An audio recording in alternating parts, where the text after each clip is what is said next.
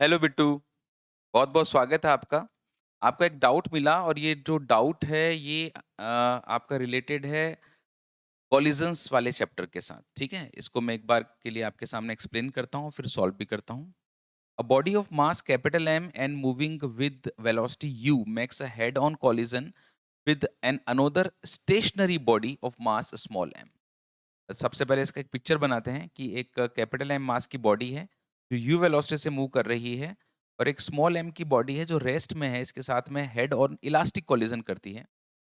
और आपको दिया हुआ है कि स्मॉल एम और कैपिटल एम का जो रेशियो है वो कैपिटल ए है। Then the ratio of the loss of the energy of M to its initial energy, ये जो कैपिटल एम है ना, इसका कोलिजन के बाद में जो वेलोसिटी है वो उतनी नहीं रहेगी जितनी पहले थी, कुछ कम हो जाएगी और कुछ वेलोसिटी इस रुके हुए वाले को मिल जाएगी। तो इसकी जो एनर्जी है वो थोड़ी कम हो गई। तो उसका जो लॉस ऑफ एनर्जी है और जो उसका इनिशियल एनर्जी है, इनका मेरे को रेशियो बताना है। तो देखो, सबसे पहले तो हम इसको एक इन जनरल सॉल्व करते हैं, ठीक है? इसको एक बार मैं आपको इन जनरल सॉल्व करके बताता हूँ कि ये कैसे होगा। आप ऐसा मान लो कि इसका जो मास है वो m1 है और इसकी जो वेलोसिटी है वो u है और दूसरे वाले का मास m2 है और ये रुका हुआ है। कॉलिजन के बाद में पहले वाला जो पार्टिकल है, जो प्रोजेक्टाइल है, इसकी जो स्पीड है वो मान लीजिए v1 है और दूसरे वाले की जो स्पीड है वो v2 है। तो आपको पता है कि जो वेलोसिटी होती है आफ्टर कॉलिजन, इलास्टिक कॉलिजन के अंदर वो m1 minus m2 upon m1 plus m2 into u1 plus 2m2 u2 upon m1 plus m2 इस फॉर्मूले से दी जाती है। अब देखो, सेकंड वाला पार्टिकल रुका हुआ है तो u2 की वैल्यू 0 है। कॉलिजन के बाद में पहले वाले पार्टिकल की वेलोसिटी का ये एक्सप्रेशन आ जाएगा m1 minus m2 upon m1 plus m2 into u1। Okay, अब मुझे चाहिए जो loss of kinetic energy of projectile. Projectile का मतलब जो आके टकरा रहा है, हिट कर रहा है, उसकी काइनेटिक एनर्जी में लॉस अपॉन उसकी इनिशियल काइनेटिक एनर्जी, इसका रेशियो, इसे स्मॉल एफ से रिप्रेजेंट कर रखा है। तो लॉस का मतलब होता है इनिशियल काइनेटिक एनर्जी लिखो आप माइनस फाइनल काइनेटिक एनर्जी, ये लॉस हो जाएगा अपॉन इनिशियल काइनेटिक एनर्जी। अब इससे लिख सकता हूँ kinetic energy initial upon initial मतलब 1 minus kinetic energy final upon kinetic energy initial. Final kinetic energy जो आएगी इसकी वो आएगी हाफ m1 इंटू कॉलिजन के बाद में इसकी velocity and half m1 collision के पहले इसकी वेलोसिटी। ये कट गया तो ये 1 माइनस v1 अपॉन u का होल स्क्वायर हो गया। ओके, अब ये है 1 माइनस v अपॉन u का होल स्क्वायर। देखो, अभी मैंने आपको v1 की वैल्यू निकाल के बताई थी m1 minus m2 upon m1 plus m2 into u। v1 upon u की वैल्यू हो जाएगी m1 minus m2 upon m1 plus m2।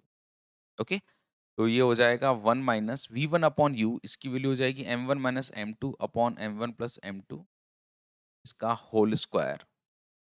अब आप यहाँ पर m1 प्लस m2 को के स्क्वायर को एलसीएम ले लो, तो ये m1 प्लस m2 का whole square minus m1 minus m2 का होल स्क्वायर हो जाएगा। अब देखो, उसको सॉल्व कर लो।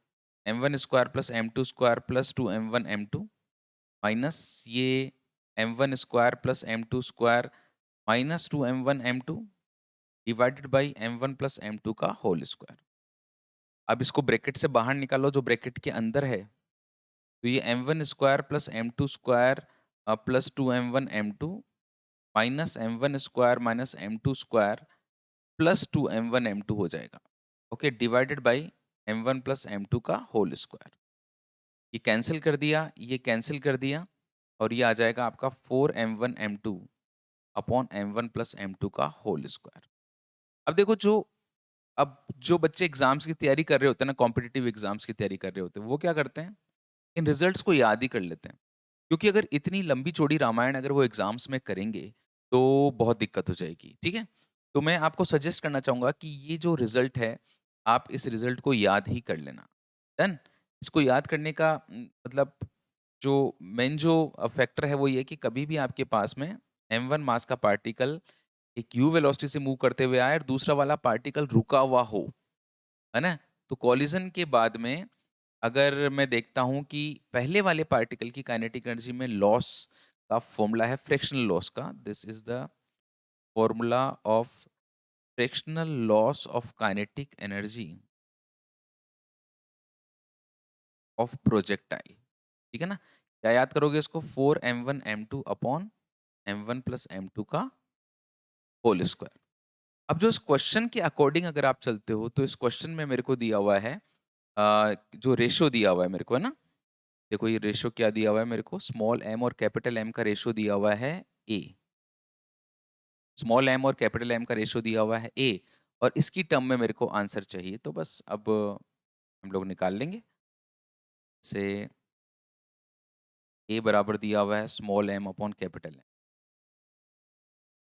अभी जो मैंने फॉर्मूला निकाला वो था 4m1m2 upon m1 plus m2 का होल स्क्वायर।